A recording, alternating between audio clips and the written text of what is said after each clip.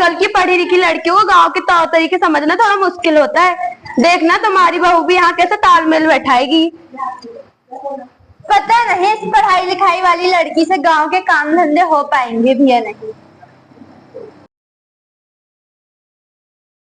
जाओ जाके चूल्हे पे खाना बनाओ। माँ जी मैं जानती हूँ ये हमारी परंपरा है, लेकिन चूल्हे में खाना बनाना सेहत के लिए ठीक नहीं होता। इसलिए हमारी सांसों के द्वारा फेफड़ों में धुआं जाता है और फेफड़े खराब हो जाते हैं। अरे तुम पढ़ी लिखी हो, इसका मतलब ये तो नहीं कि हमारे रीति रिवाजों पर सवाल उठाओगी।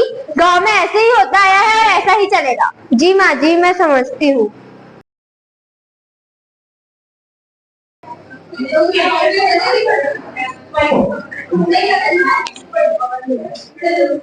क्या है, तुम्हें तो एक ढंग की चाय तक बनाते नहीं आती। माँ जी आपको शुगर है ना, इसलिए चीनी थोड़ी कम डाली है। अरे देखो देखो इसकी पढ़ाई का घमंड तो देखो, अब ये अपने ही घर में हमें समझा रही है।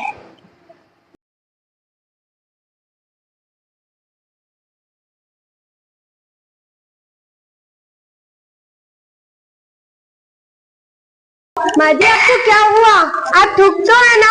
राम जल्दी एम्बुलेंस बुलाओ, मुझे माँ जी को सीपीआर देना होगा। माँ जी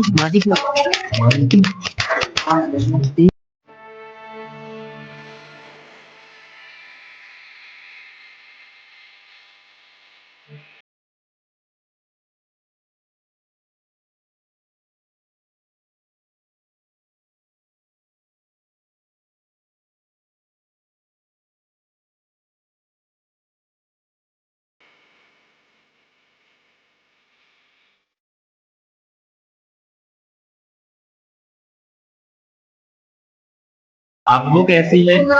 अभी तो वो ठीक है, पर उन्हें हार्ट अटैक आया था, पर टाइम पे सीपीआर देने की वजह से उनकी जान बची। जुग जुग जियो बेटी। विद्या तुम्हारी वजह से आज माँ की जान बच गई। तुमने सच में एक आदर्श पत्नी और बहू की भूमिका निभाई है।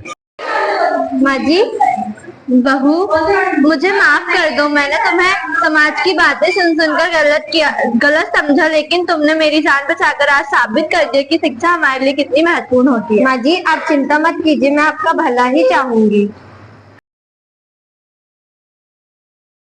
बहू माँ जी आप यहाँ पे कैसे, सब ठीक है ना?